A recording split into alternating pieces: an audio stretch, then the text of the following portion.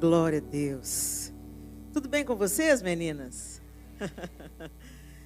Que privilégio nosso de em plena terça-feira. Hoje é terça-feira, gente? Gente, me ajuda, gente. Esse negócio de menopausa, só Jesus na causa, né? A história de uma névoa mental é a pura verdade. E outras coisitas mais. Mas aleluia. Só tem menopausa quem envelhece, só envelhece quem está vivo. Oh, glória a Deus! Então nós temos muitos motivos de gratidão ao Senhor, né? Mas numa terça-feira a gente poder se reunir para adorar o Senhor em comunidade, para nos assentarmos aos pés dele e ouvir o que ele quer dizer para nós nessa noite, é um privilégio. E eu quero que vocês pensem muito nisso. Porque, infelizmente, em muitas nações da terra, isso não é possível. Não é possível a igreja se reunir assim, com mais pessoas, né? Em muitos lugares ainda a Bíblia é proibida. E se você for encontrado com uma Bíblia, dependendo do lugar que você é encontrado com uma Bíblia, pode ser um crime. E se você presenteia alguém com uma Bíblia, pode ser um crime passível de morte. A gente nem acredita, porque a gente vive numa realidade tão diferente, né? Mas eu quero dizer, você não despreze o que você tem. O privilégio de poder ter acesso à palavra de Deus, o privilégio de poder cultuar ao Senhor em comunidade. É maravilhoso quando a gente pode acompanhar um culto online. Na pandemia a gente viu como foi útil, como foi importante, é maravilhoso. Mas nada substitui a comunhão, né? A gente estar junto, a gente olhar no olho, a gente se abraçar, nada substitui isso. E é do agrado do Senhor que a gente vive assim, celebrando Ele em comunidade. Amém? Muito bem, queridas. Eu me inspiro nas mulheres da Bíblia.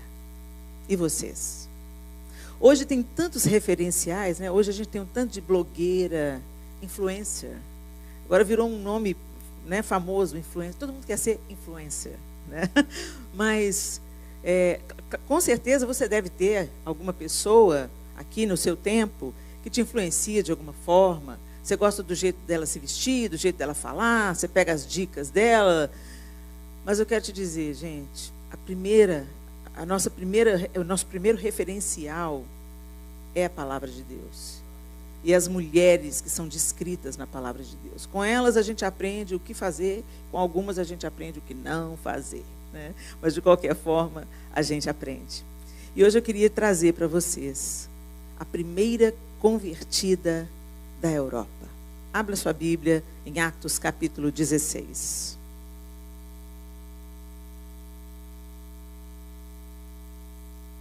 O apóstolo Paulo, chamado pelo Senhor Jesus para ser o apóstolo aos gentios. 16, tá, gente? Atos 16. O apóstolo Paulo já tinha começado aí as suas viagens missionárias, né? Indo por toda a Ásia Menor, Grécia, Europa, rompendo a bolha do judaísmo, né? Jesus vem, Jesus é judeu, os 12 são judeus, num contexto do judaísmo, Jesus vivia o judaísmo, né? Certamente Jesus teve bar mitzvah, Jesus foi circuncidado ao 8º dia, tudo isso Jesus tinha. Jesus veio para os seus, mas os seus não receberam, né? E já era plano de Deus, porque quando ele falou a Abraão que seria uma numerosa nação, aqueles que procedem dele, aí, gente, estão envolvidos todos os que procedem de Abraão, né? Agora, não significa que todos que procedem de Abraão possam ser salvos, né? Como João Batista mesmo falou, Deus pode suscitar tornar essas pedras filhos de Abraão. Por que vocês estão se envaidecendo por ser filho de Abraão, né? Mas se você pensar hoje, Ismael é filho de Abraão. Então, hoje, todo o islamismo, se a gente pensasse de uma maneira bem parcial, poderiam dizer que são filhos de Abraão, né? Os judeus, filhos de Abraão. E nós, gentios, fomos enxertados. E por que fomos enxertados? Porque o Senhor enviou o apóstolo Paulo para fundar igrejas e para anunciar o evangelho de Jesus Cristo fora daquela bolha do judaísmo.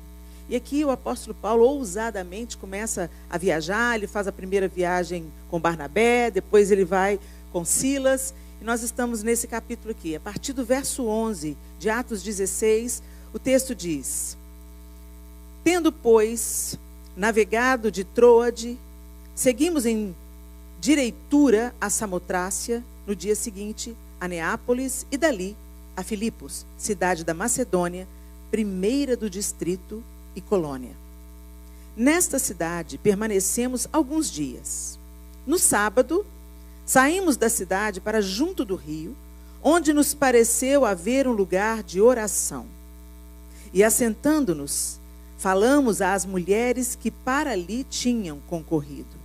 Certa mulher, chamada Lídia, da cidade de Tiatira, vendedora de púrpura, temente a Deus, nos escutava. O Senhor lhe abriu o coração para atender às coisas que Paulo dizia. Depois de ser batizada, ela e toda a sua casa nos rogou, dizendo: se julgais que eu sou fiel ao Senhor, entrai em minha casa e aí ficai. E nos constrangeu a isso.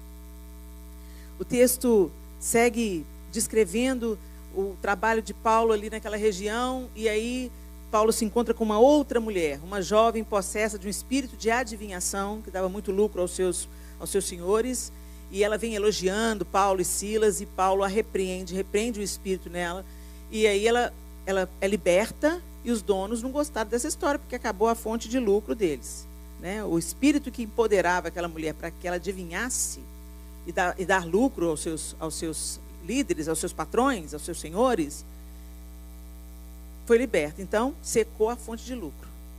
E aí, eles denunciaram Paulo e Silas, eles foram presos, aquele episódio que vocês já conhecem. A prisão tremeu, as correntes foram partidas, o carcereiro falou que ia se matar, não faça mal a você, e toda a casa do carcereiro e o carcereiro foram salvos. Certo? Eu só estou dando a visão geral. Depois disso tudo, eles mandam soltar Paulo quando descobrem que ele era cidadão romano. Não é bem assim, não. Vocês me prenderam sem julgamento, né? Paulo não achou bom esse negócio, não. Obrigada. Mas no verso 40, o último verso do capítulo. Vamos no 39. Então foram ter com eles e lhes pediram desculpas. E relaxando-lhes a prisão, rogaram que se retirassem da cidade. Verso 40. Tendo-se retirado do cárcere, dirigiram-se para a casa de Lídia. E vendo os irmãos, os confortaram. Então partiram. Senhor, essa é a tua palavra e nós pedimos ao Senhor que o Senhor nos ensine, nos console, nos exorte, nos desperte através dela. Que o teu Espírito Santo abra a nossa mente, o nosso coração, para a gente aprender do Senhor, o que o Senhor, e só o Senhor, quer nos ensinar. Em nome de Jesus. Amém. Gente, essa descrição de Lídia mexe muito comigo. Porque começa mexendo comigo quando fala que Paulo, num sábado, então, Paulo não deixou de ser judeu não, tá, gente? Num sábado, o que os judeus fazem? É o dia sagrado dos judeus, é o Shabat. Então, ele procurou um lugar para oração. Então, ele e Silas estavam procurando um lugar para oração.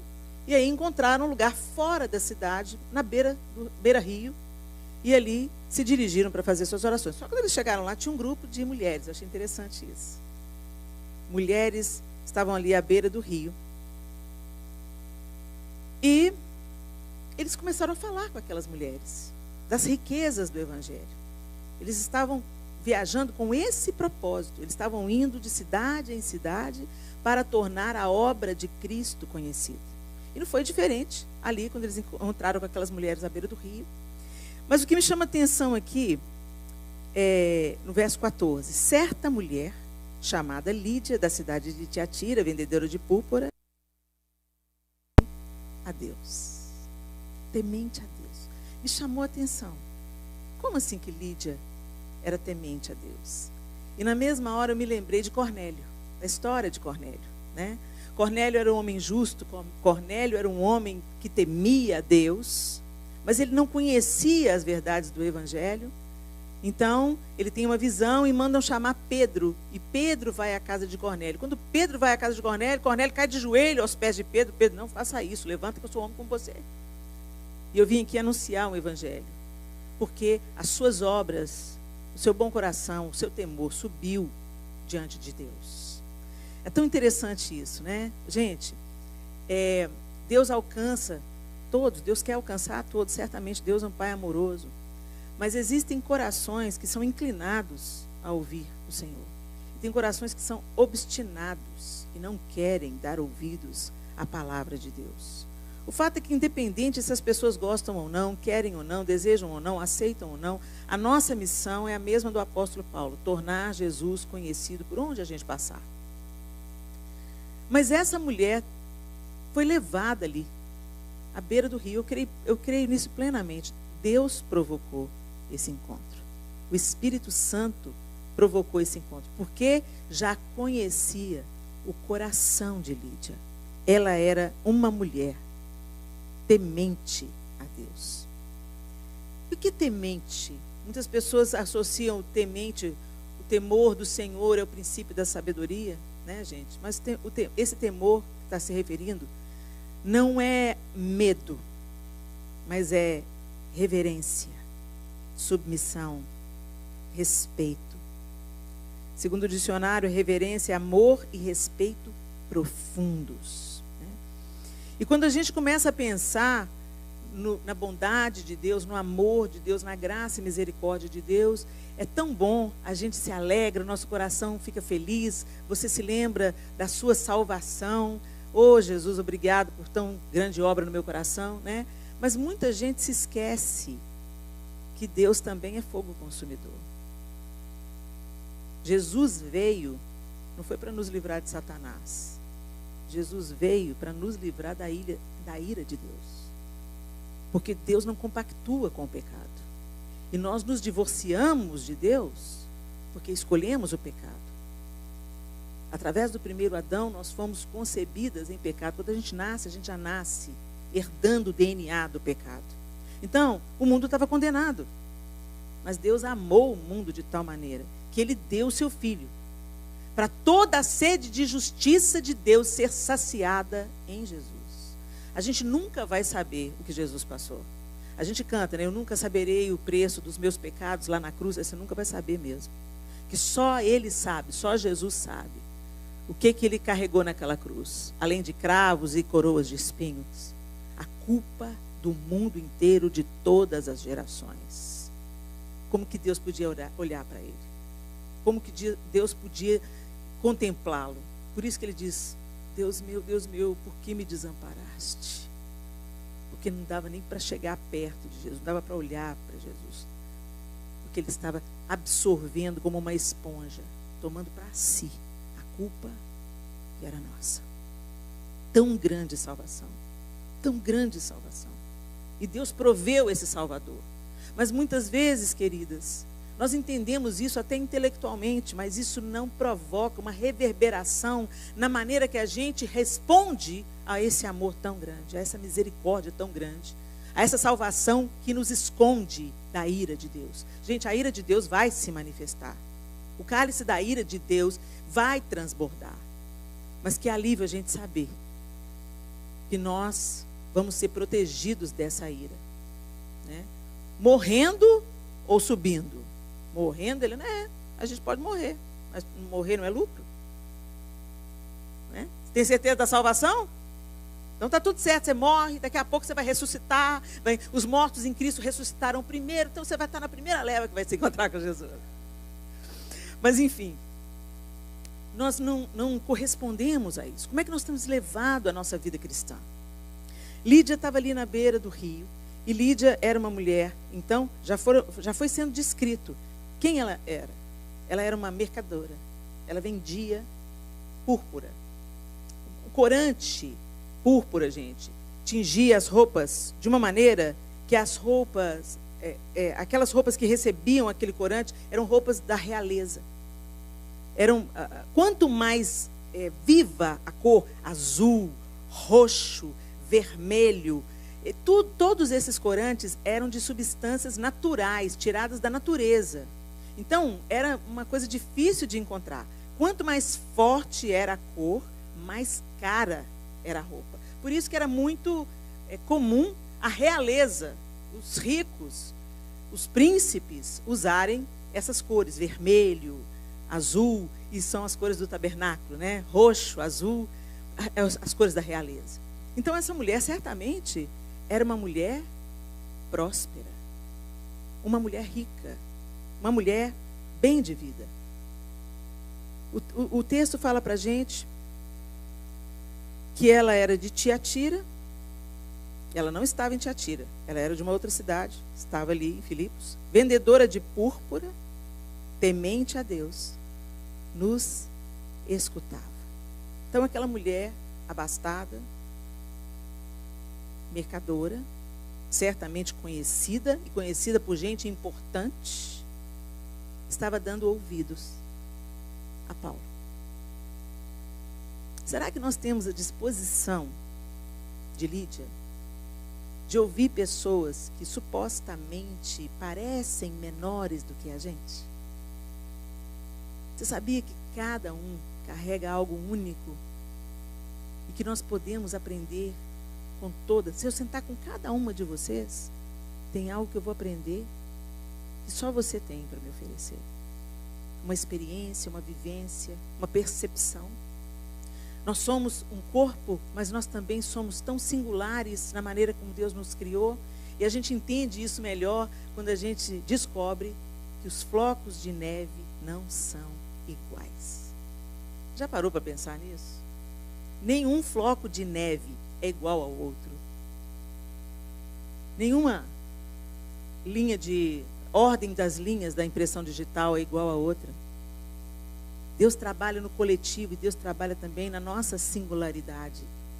Ele é um Deus enorme, um Deus presente e um Deus que vai nos pequenos detalhes. Você vê flores exuberantes, você vê umas que crescem à beira do caminho, desse tamaniquinho assim. Mas quando você pega ela, você vê o mesmo capricho em cada detalhe. Esse é Deus. Mas às vezes nós somos tomadas pelo orgulho. Gente, o orgulho é o nosso principal inimigo. Não é o diabo não, é o orgulho. Porque o diabo nos tenta segundo a cobiça do nosso próprio coração. É o que a Bíblia diz. E quantas vezes o orgulho nos impede de caminhar, de receber aquilo que a gente tem que receber, de termos a humildade de ouvir a outra, mesmo quando a outra é muito diferente da gente, mesmo quando ela tem uma opinião diferente, mesmo quando uma não bate com a outra. Amar o próximo não é gostar de estar junto. Amar o próximo é tratar o outro como você gostaria de ser tratado. Por isso que Jesus ordena a gente amar o inimigo. Ah, Jesus, não vai dar para amar o inimigo, não? Dá sim.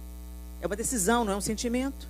Você não é guiada, governada pelos sentimentos. Você é governada pelo Espírito de Deus. Em obediência, você é capaz de tratar a pessoa mais diferente de você da maneira que você gostaria de ser tratada. E essa é a ordenança de Cristo. E o texto bíblico diz para a gente que glória tem de você amar aqueles que concordam com você. Glória nenhuma. Todo mundo lá fora também faz isso. Não tem diferença nenhuma. Mas vocês são chamados para amar como eu amei vocês. Quando vocês ainda estavam mortos nos seus delitos e nos seus pecados, eu já amei vocês, eu entreguei a minha vida por vocês. Então, que vos ameis uns aos outros, como eu vos amei. E quando a gente ama, gente, não tem lugar para o orgulho, não. A gente tem que tomar a decisão de não sermos dominadas pelo orgulho, mas sermos dominadas pelo amor de Deus e deixar esse amor dilatar o nosso coração. Lídia ouviu. Ela podia ser rica, bem posicionada, conhecida, uma mercadora famosa, que certamente se relacionava com as pessoas mais ricas da cidade, porque é quem podia comprar púrpura. Mas ela ouviu. Ela não levou em conta o seu status, a sua posição. E às vezes, meninas, a gente tem onde cair morta. E a gente não ouve a outra. Às vezes dá um banquinho para uma menina, ela sobe no banquinho e já se sente a superior. Dá um título para a pessoa. Gente, quer conhecer o caráter da pessoa? Dá dinheiro ou dá poder? Que aí o que está oculto vem à tona. Né? E a gente tem que observar isso. Quando o apóstolo Paulo, na sua carta aos Efésios, ordena que a gente se encha do Espírito, né? Ele falando aos Efésios, ele fala: enchei-vos do Espírito, falando entre vós com salmos, hinos e cânticos espirituais, cantando e salmodiando a Deus no vosso coração, dando graças por tudo ao nosso Deus e Pai, em nome de nosso Senhor Jesus Cristo, sujeitando-nos uns aos outros. Ele fala: sujeitem-se uns aos outros, sujeitando-vos uns aos outros. É assim que a gente é cheio do Espírito. Olha isso. Ele fala tudo no imperativo. Como é que você vai ser cheio do Espírito? Falando entre vós com salmos e hinos. Para com a fofoca, para com a maledicência, para de falar da vida da irmã. Você quer ser cheio do Espírito? Abandona a fofoca, abandona a maledicência. Não tem jeito a gente encher o nosso coração de maledicência, a nossa boca de más notícias e sermos cheios do Espírito. Falando entre vós com salmos, hinos e cânticos espirituais. Conta o testemunho, conta a bênção, pede oração, orem pelo país, orem pela irmã doente, mas não deem lugar às trevas, sujeitando-vos uns aos outros. Todas as maneiras da gente aplacar o nosso orgulho é se sujeitar. Você pode sentar com uma pessoa analfabeta, ela vai ter algo precioso para te ensinar.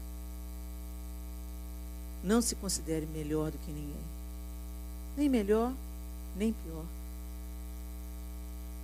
Mantenha o seu coração firme naquilo que o Senhor mandou. O Senhor Jesus, sendo Deus, não julgou com usurpação o ser igual a Deus, mas antes a si mesmo se esvaziou, tomando a forma de servo. Esse é o nosso legado. Quando Jesus quer enfatizar os seus ensinos, ele se cinge de uma toalha, pega uma bacia e lava os pés dos seus discípulos, inclusive de Pedro e de Judas. Ele já sabia que Pedro iria negá-lo, ele já tinha profetizado isso. Ele já sabia que Judas iria traí-lo. Mas ainda assim, quando Judas vem beijar Jesus, algumas traduções dizem que Jesus olhou para ele: aqui vens, amigo. Jesus não estava sendo irônico. Jesus estava deixando muito claro: o que você está fazendo não muda o meu caráter, não muda quem eu sou, não muda o meu amor. O que você está fazendo é uma escolha sua, mas não me contamina. Será que é assim que a gente está vivendo? Será que as porções do Cordeiro de Deus estão sendo dilatadas em nós? Será que a gente está mais humilde do que a gente estava antes de conhecer Jesus? Porque, gente, eu não sei o que acontece, mas tem gente que, em vez de ter Jesus no coração, o rei no coração, tem o rei na barriga. A pessoa era uma boa filha, mas se converteu sozinha em casa. A mãe não converteu, não. Aí, ela se sente superior. Você sabe o que é essas imagens aí, mãe? Nós temos que quebrar isso tudo aí. Vamos lá na festa do seu tio. Não vou na festa do meu tio, não. Não sento na roda dos escarnecedores. Jesus sentava com pecadores, mas você não pode não, santa. Que exemplo que nós estamos seguindo, gente? Quem é o nosso Senhor? Quem é o nosso mestre? Quem é a nossa referência? Quem é o nosso exemplo? Porque Lídia parou para escutar aqueles homens que ela nem conhecia. O poder do evangelho entrou naquele coração, transformou aquela vida. Muitas coisas a gente pensa que não chega na nossa vida, porque o diabo... Gente, para de dar tanto poder para o diabo. Ele é poderoso? É. Mas se você está escondida na sombra do Altíssimo, ele não pode tocar em você sem pedir a permissão de Deus. Agora, você tem que cuidar. A verdadeira batalha espiritual é com o seu coração. A verdadeira batalha espiritual é aquela que a gente trava nos pensamentos, na mente, na língua. Essa é a batalha espiritual que a gente tem que vencer todo dia. Vencer o nosso orgulho, vencer a maledicência, vencer a nossa vontade para que o Senhor prevaleça sobre nós. Essa sim é uma vontade, é um desafio, é uma batalha espiritual. Muito bem. Então eu quero dizer para vocês, minhas queridas, faz uma sondagem de como você está vivendo a sua vida cristã. Recentemente eu fui fazer uma cirurgia, uma pequena cirurgia, e quando eu entrei no bloco cirúrgico, algumas meninas me reconheceram, me cumprimentaram e tal, mas logo eu fui sedada, não as vi mais. Aí, quando eu voltei para a consulta de retorno, a minha médica virou para mim e falou assim: Helena, muita gente te conhece aqui no hospital, né? Aqui na clínica. Muita gente te conhece. As meninas do bloco cirúrgico, todo mundo te conhecia lá. Ah, eu é mesmo, doutora. Eu fiquei assim, meio constrangida, não sabia o que eu ia falar. Né? Aí, que bom. Ela falou assim, elas são evangélicas, né? É. Você é pastora, né? É. Então me explica. Então me explica. Como é que a pessoa pode ser evangélica, ler a Bíblia, mas não cumprimentar o porteiro e falar mal umas das outras quando está pelas costas? Eu falei assim, a senhora já ouviu falar no joio e no trigo? Gente, a gente não é o que a gente fala que é. A gente é o que a gente faz.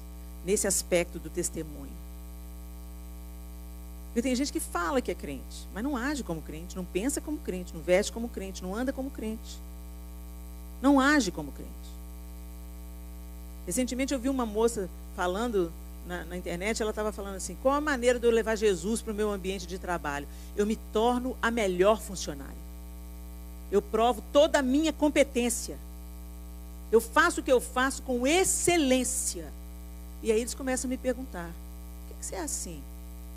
Por que você cumpre os seus compromissos? Por que você chega na hora? Por que o que você faz é bem feito?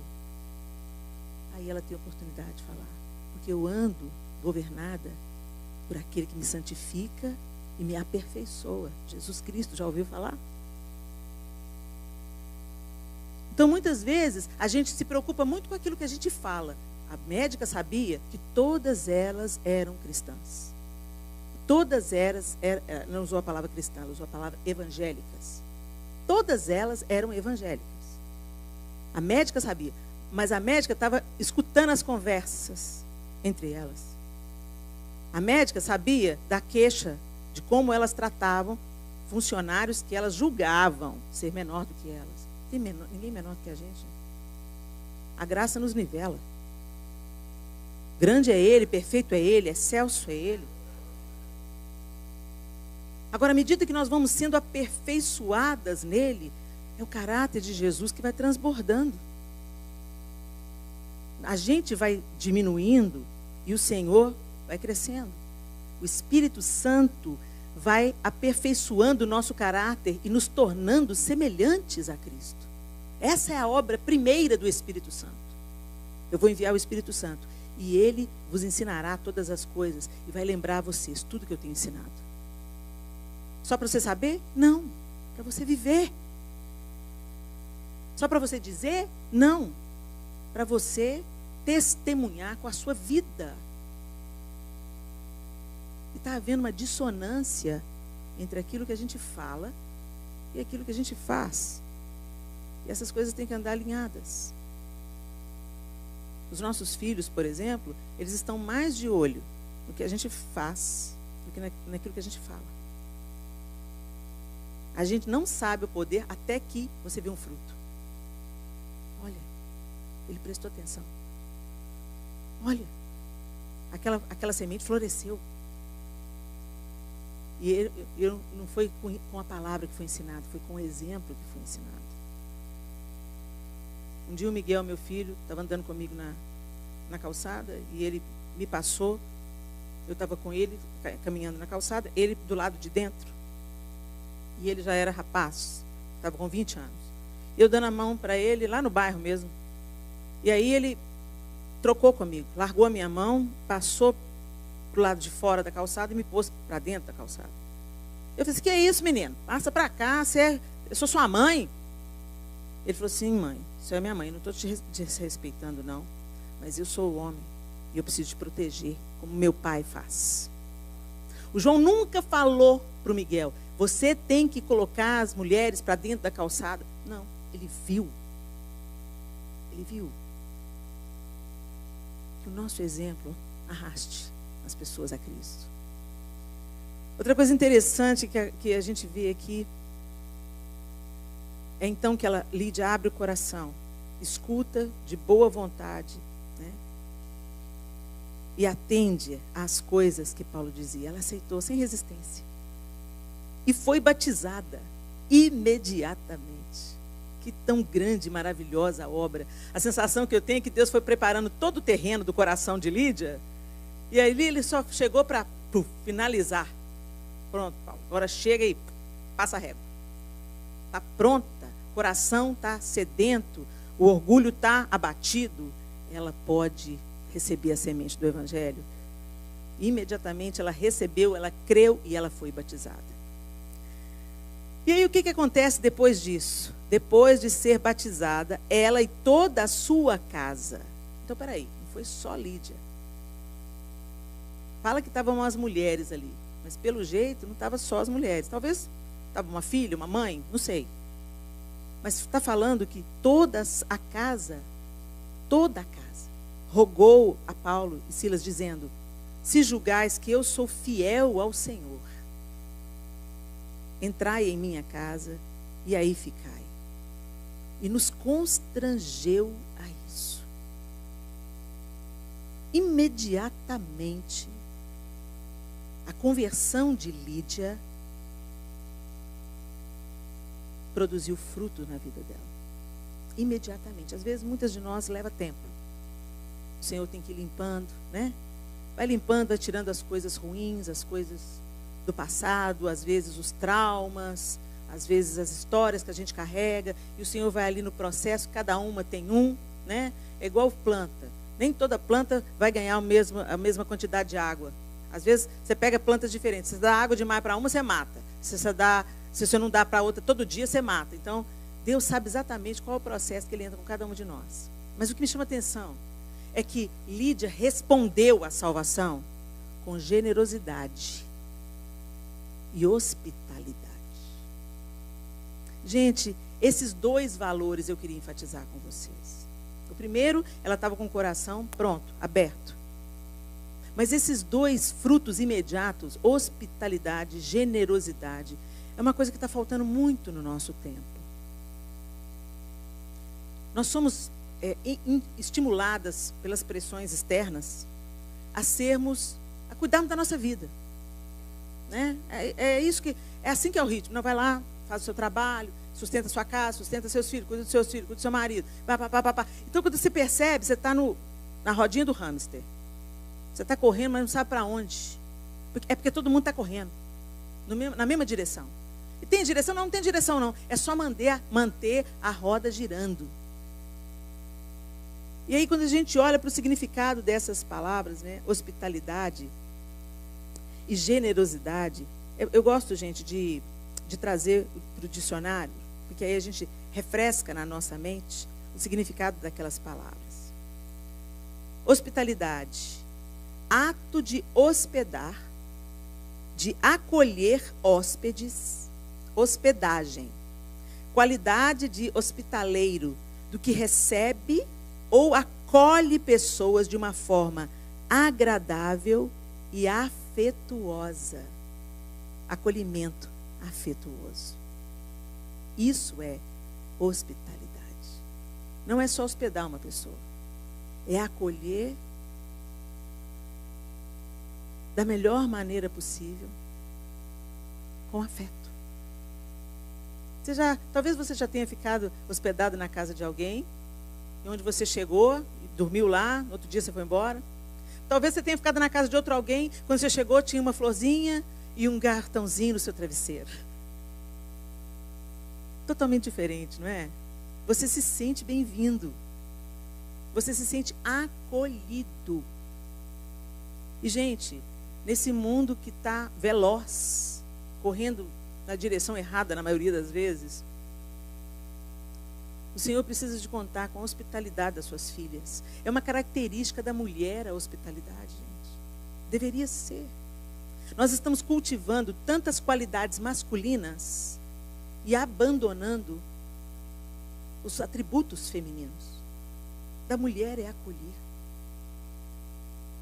A mulher, por natureza, ela é acolhedora. Eu me lembro que a gente era criança, todo mundo brincando na porta de casa, assim, e minha avó, eu passava férias na casa da minha avó, e minha avó sentada, tinha um banquinho de cimento no passeio, e ela sentava ali com as vizinhas, e ficavam olhando a gente brincar na rua. E enquanto a gente brincava na rua, Aí uma fala, olha lá fulano. Zezinho está me dando trabalho demais. Olha lá, já está brigando com fulano, olha lá. Não aguento isso não, que fase? Em casa só briga com o irmão. Aí a outra que já é mais experiente, não, isso é fase, isso vai passar. Isso vai passar. Olha, eu vivi isso com fulano, tem acolhimento na ouvidoria. Não tem julgamento. Sabe ouvir. Sabe sugerir, sabe aliviar a carga. Onde que a gente perdeu isso, gente? Você gosta de receber?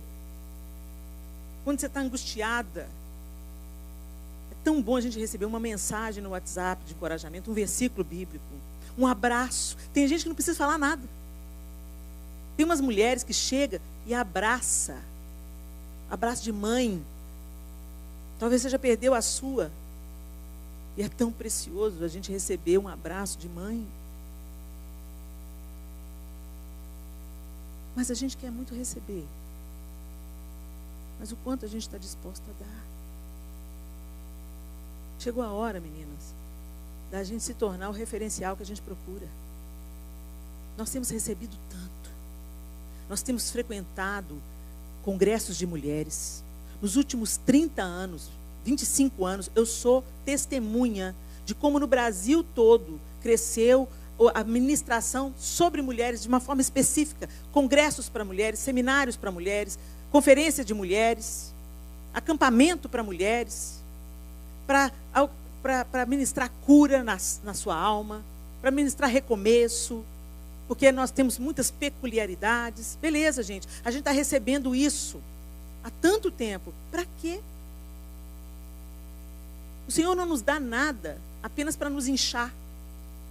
O Senhor nos dá para a gente compartilhar. Paulo não conteve dentro dele. Ele saiu anunciando. Depois que ele encontrou com Jesus, Saulo foi totalmente transformado. O cara era perseguidor do Evangelho e se tornou o maior anunciador do Evangelho. Começou a produzir fruto de arrependimento. Todo mundo via as evidências. Primeiro o povo ficou desconfiado. Esse cara está armando. Não estava armando não, porque eles viam os frutos na vida de Paulo.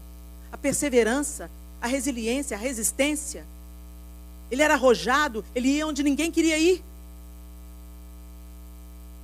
Aí ele vai e encontra Lídia.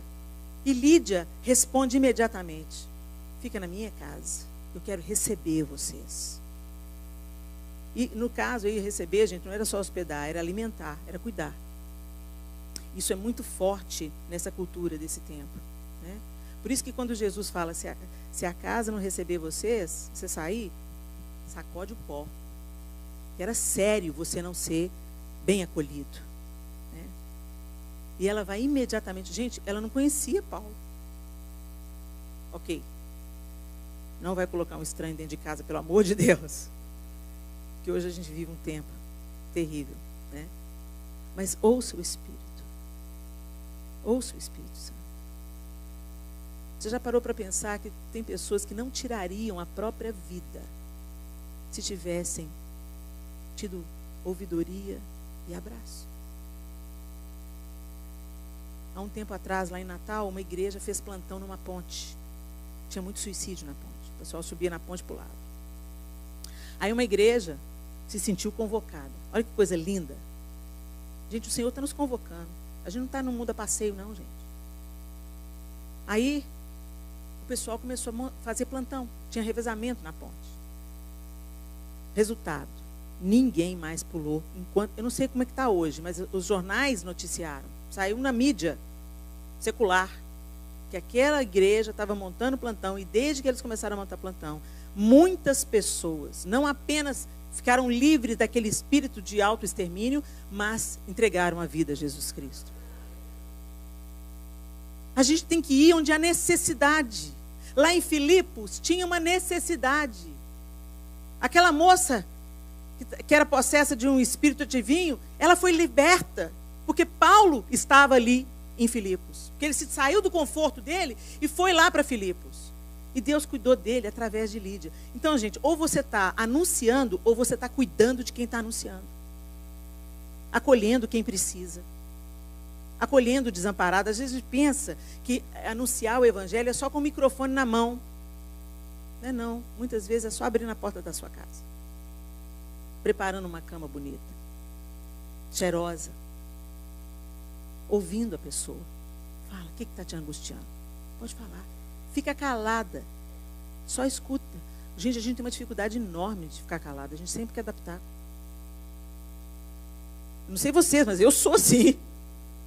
O Espírito Santo fica caladinho. Calada, Helena, calada. Ela precisa ouvir. Ela precisa só falar. Eu, caladinha para Jesus me dar vitória. E no final, eu não precisei de falar nada. O Espírito Santo ministrou e ela fala: ai, obrigado por ter me ouvido, pastora. Você gosta de ser ouvida? Sem ser julgada? Você gosta? Às vezes as pessoas precisam confessar suas faltas para ser curadas. Confessar seus pecados para ser curadas. Você é uma pessoa de confiança? Uma pessoa que está sendo esmagada pelo peso do pecado vai te procurar? Que ela sabe que você vai ouvir, aconselhar dentro da palavra de Deus e consolar? Ou você vai esmagar ela? Mais do que ela já está esmagada. A gente se sente tão melhor, né, gente? Mas a gente não é, não. Cada uma de nós tem uma vulnerabilidade em uma área da vida. Tem uma que tem problema com a palavra, fala demais. Tem outra que tem problema com o egoísmo. Só pensa nela, só compra presente para ela, só cuida dela, só economiza para ela, não compartilha nada com ninguém. Tem outra que tem o problema da ira. Qualquer coisa tem um barraco com ela envolvido. Tem outra que tem o problema da negligência.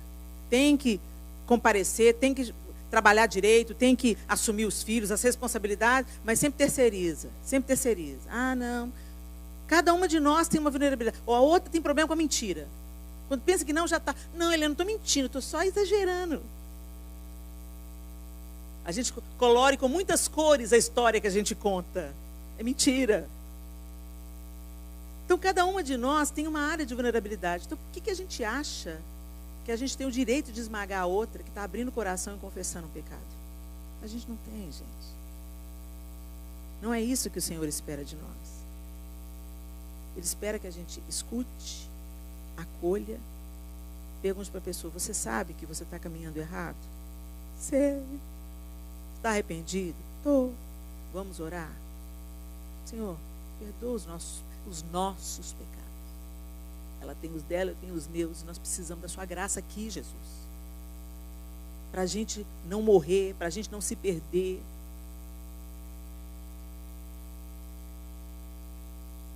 A hospitalidade tem tudo a ver com isso.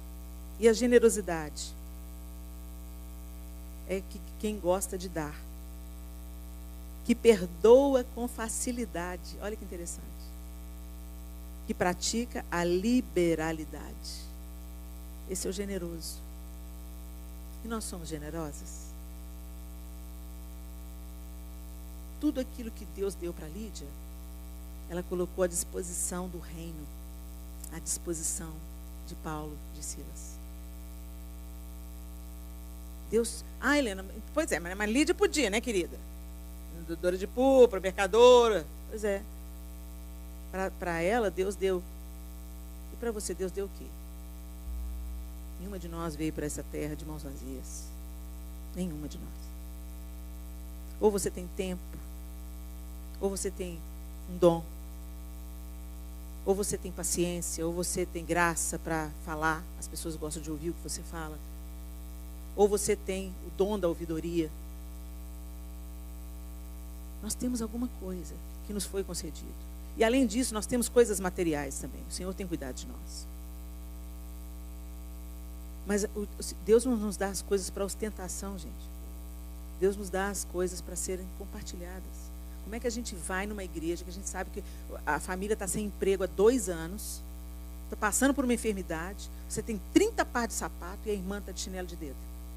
Está um frio lá fora e a irmã com sandália. E você com a sua bota até no joelho.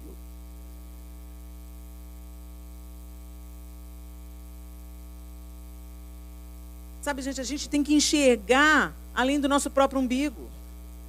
Isso é cristianismo. Porque Deus amou o mundo de tal maneira, Ele deu o seu Filho unigênito. Porque Jesus nos amou e veio pagar o escrito de dívida que era contra nós, ele deu a sua vida. Todos os discípulos largaram o que estavam fazendo na hora e seguiram a Jesus e nunca mais abandonaram.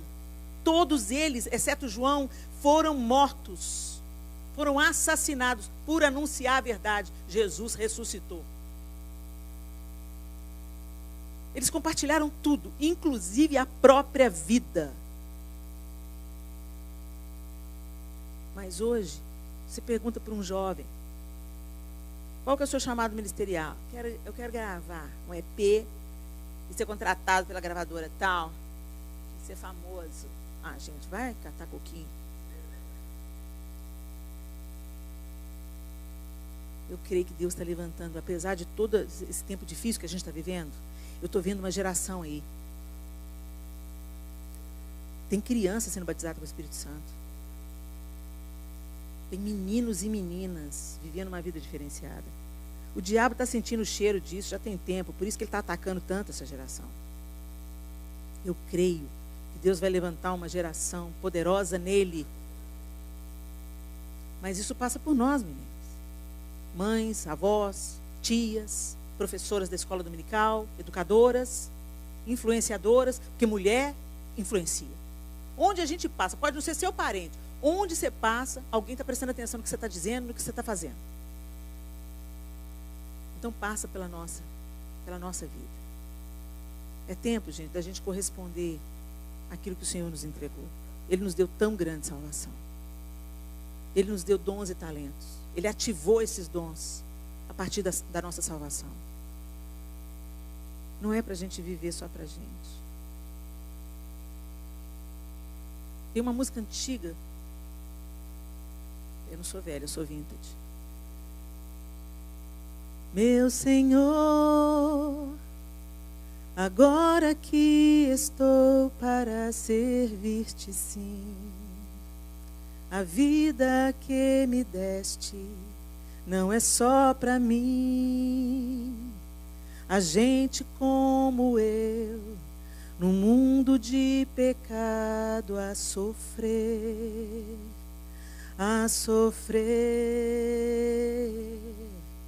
Meu Senhor, o amor que tu me deste, quero repartir. A criação se perde, pois não quero ouvir falar.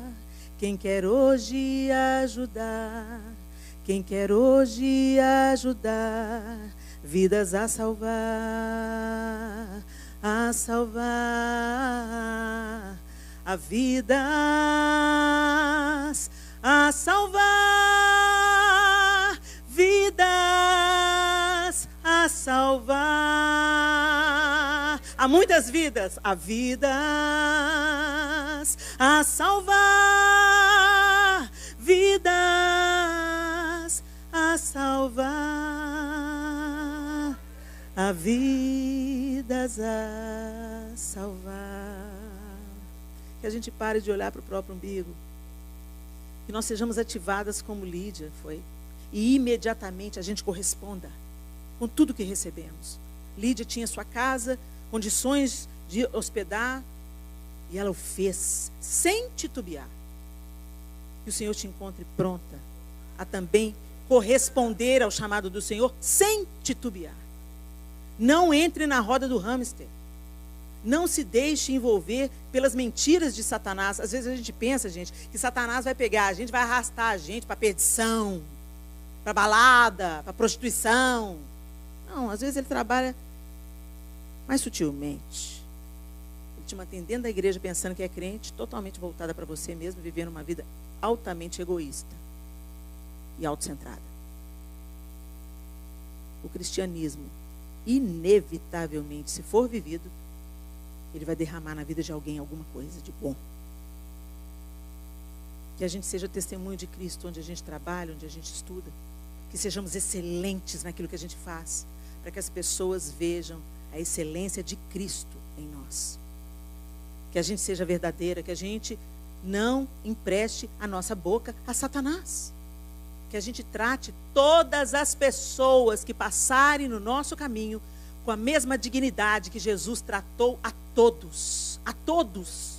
Ele foi inclusive questionado, mas come com pecadores, é amigo de pecadores? Ele deixou claro, eu não vim para os sãos, eu vim para os doentes. E nós não estamos aqui a passeio, nós estamos aqui para ser instrumento de Deus, para que outras mulheres, outros jovens, outras pessoas conheçam esse amor, através do testemunho que carregamos e através dos dons que recebemos. Feche os seus olhos.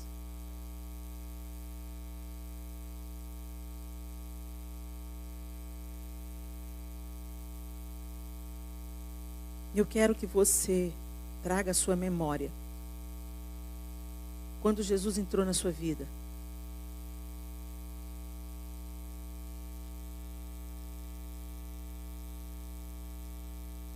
Como é que foi aquele dia? Você tinha uma mente e recebeu outra. Você tinha um coração e recebeu outro. Mas aí, o tempo passou e você foi esfriando como a igreja de Éfeso. Eu tenho contra ti que abandonaste o teu primeiro amor. Eu me lembro quando eu me converti, que eu estava em todos os evangelismos.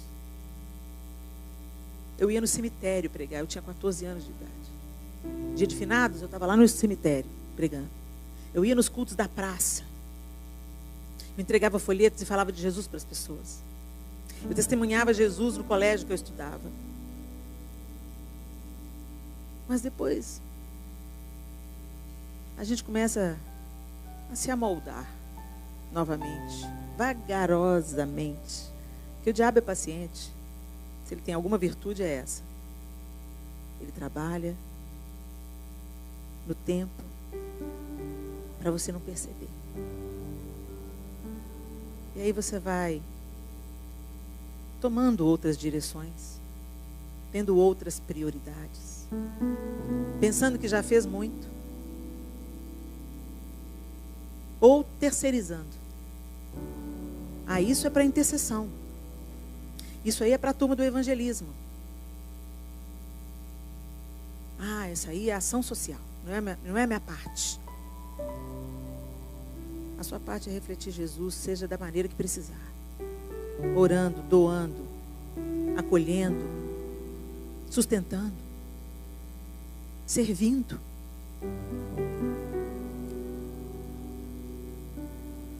Volta ao primeiro amor.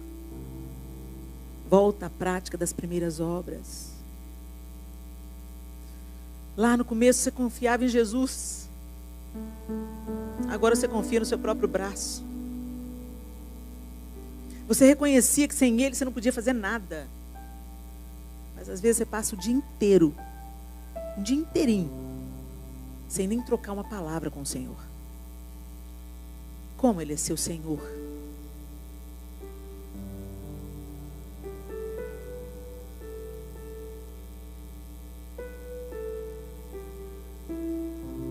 O que você está negligenciando? O que era sua responsabilidade, mas você não está fazendo? O seu encargo, o seu santo encargo. Tem pessoas que passaram pela sua vida e nunca ouviram falar de Jesus.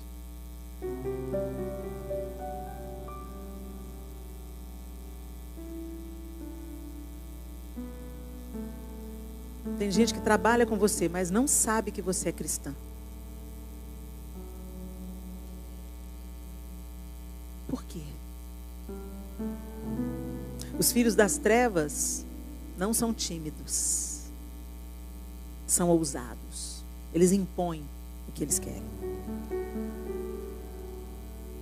Eles esfregam na nossa cara a sua fé ou a sua incredulidade. Mas a gente quer evitar o desconforto. Não é da nossa alçada convencer as pessoas. Quem convence o homem da justiça, do pecado e do juízo é a obra do Espírito. Mas nós precisamos de tomar a nossa posição de anunciar por palavras e obras. Por palavras e obras. Porque a fé sem obras é morta. Nós não somos salvas pela fé. Somos salvas pela graça mediante. Nós não somos salvas pelas obras. Somos salvas pela graça mediante a fé. Mas somos salvas para a prática das boas obras que foram preparadas para nós de antemão. E boas obras, gente, não é só dar esmola, não. Boas obras é ser resposta onde há necessidade. Ser alívio, ser esperança, ser sustento financeiro, ser abraço, ser ouvidos, ser babá. Que em nome de Jesus, o caráter de Cristo de fato se apodere de nós. Porque Ele não poupou nada. Ele não poupou nada. Nem o luto de João Batista Ele viveu. Porque quando Ele se retirou para chorar a morte de João Batista, a multidão estava esperando Ele do outro lado. E Ele não retrocedeu. Curou todo mundo. Ah, gente, como nós precisamos. Eu também preciso. Eu tenho andado tão cansada. Por alguns problemas hormonais. Então, às vezes, assim que acaba o culto, eu saio. Mas eu tenho pedido graça ao Senhor. Porque eu sei que nós não precisamos de foto, mas Ele se alegra na comunhão. E no abraço. E no testemunho compartilhado. É simples. Mas a gente tem que tirar os olhos de nós mesmos. E pôr os olhos na outra, no outro, no filho. Às vezes seu filho está pedindo socorro dentro de casa. E você não percebe. Põe um tablet na mão dele para ter sossego. Não negligencie seu filho. Você é a primeira responsável por apresentar Jesus Cristo aos seus filhos. A vida dos meus filhos, Deus não vai cobrar dos pastores de adolescentes. Deus vai cobrar de mim e do pai deles. O que está à sua mão para fazer, faça. Que comece dentro da sua casa e transborde por onde você passar. Lídia transbordou. Que a gente transborde também. A primeira convertida da Europa. Que legado. Quantos avivamentos aconteceram na Europa? Outras Lídias precisam se levantar lá. E aqui. E no Brasil. E por toda a terra. Em nome de Jesus. Senhor, nós te bendizemos nessa noite. Nós agradecemos ao Senhor pela tua vida. Senhor, nós não queremos ser contados com aqueles que te têm nos lábios, mas o coração está longe do Senhor. Nós queremos ser totalmente do Senhor. Nossos dons, nossos talentos, nosso tempo, nosso dinheiro, tudo que possuímos, que te sirva. Que te sirva. Que o Senhor seja Senhor sobre tudo. Sobre a nossa casa, sobre os nossos familiares, sobre o nosso trabalho, sobre as famílias que nós trabalhamos para elas, sobre as pessoas que a gente encontra no transporte, na escola, na igreja. Que de fato, Senhor, nós sejamos sal e luz, fazendo a diferença onde há escuridão. Obrigada, porque o Senhor fala, e o Senhor tem falado e nos atraído e nos despertado. Nos ajuda a colocar em prática, Senhor. Nós não queremos ser meras ouvintes, mas queremos ser aquelas que escutam e obedecem. Que o Senhor produza frutos através dessa palavra nos nossos corações. E eu me incluo, no meu também, Senhor. Que essa palavra produza frutos em nós. e que glorifique o teu nome por onde a gente passar. Em nome de Jesus o Cristo. Amém e amém. Deus abençoe vocês, queridas.